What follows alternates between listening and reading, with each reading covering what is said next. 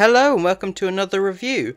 Today, instead of talking about Doctor Who, we're going to be talking about the MCU, which I don't think I've covered at this point on the channel. I definitely want to do more MCU content at some point, but for now, I think we're just going to start here with the latest MCU property and my general thoughts on it, that being Ms. Marvel on Disney+.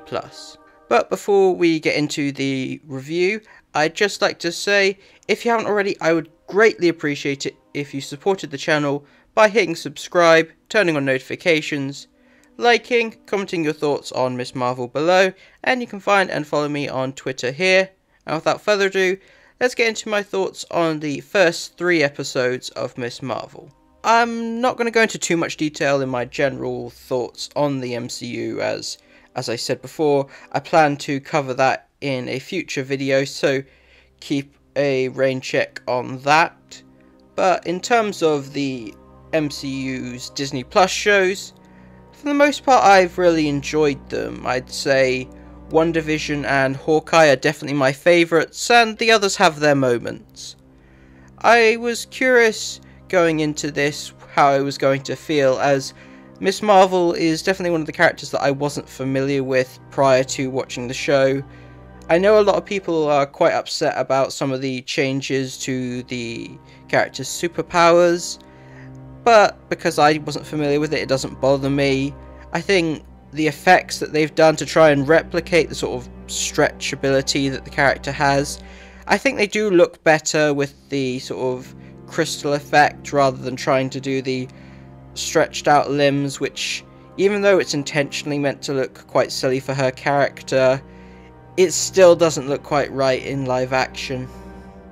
And in terms of my thoughts on this show, I honestly think it's really good, and arguably I'd say it's one of the best of the not only MCU shows but of the entire franchise.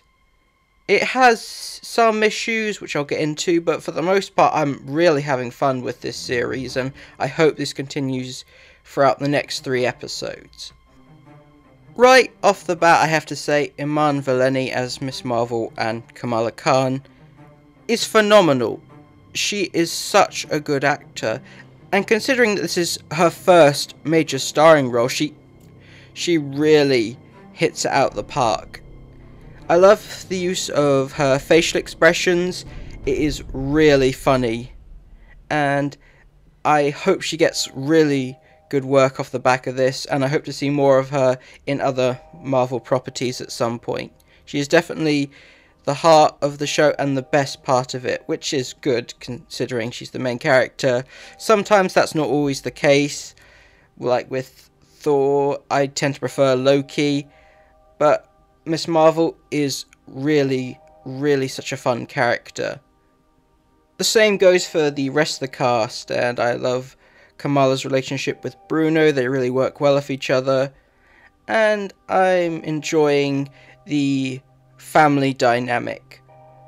While I'm not familiar with Muslim culture as a whole, I think they did a really good job at making Kamala such a relatable character. I can definitely see a lot of her characteristics in myself, being quite socially awkward, getting distracted, letting my imagination run away with me, and of course making content on YouTube. I think that's probably one of the main reasons I like her so much, because she is such a relatable protagonist. I'm not a huge fan of high school settings and the sort of cliched sort of characters like the popular girl, the nerdy characters, but I think they did a really good job with those types of archetypes here and offer a lot of depth to everyone. Like, although we haven't seen much of them yet, the sort of cheerleader character, I think they are giving her some means of depth, and I hope she does become a more interesting character as the show goes on. Pull a bit of a Steve Harrington with her. One of the best aspects of this show, outside of the cast, is definitely the visuals and the music. Not only incorporating the cultural music, but also the use of pop songs. I think this is probably one of the better examples of integrating that type of music into a film or show.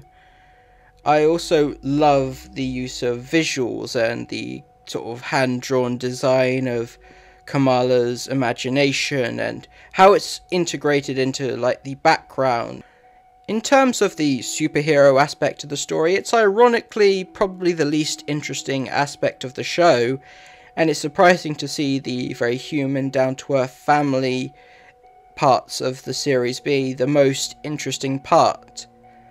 I do like the scenes with Bruno and Kamala trying to deal with the superpowers. That's actually quite fun, but the plot with these villains, I suppose, or at least the antagonists, is definitely the weak spot of the show, and where often a lot of Marvel properties kind of fall flat with the villains and the superhero aspect. I think I would have preferred if that took a bit more of a background role, and fortunately it's not that intrusive, and we are getting the parts that work as often as possible. It is a bit of a burden. Hopefully it will improve as the show goes on.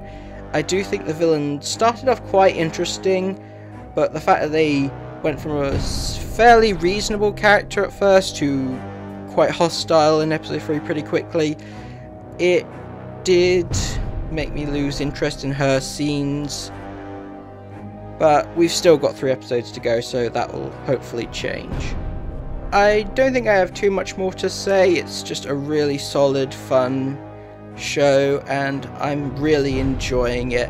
And I think more people should check it out, as it's not getting as much attention as I think it deserves. So be sure to check it out if you were quite worried about it before. It's definitely enjoyable.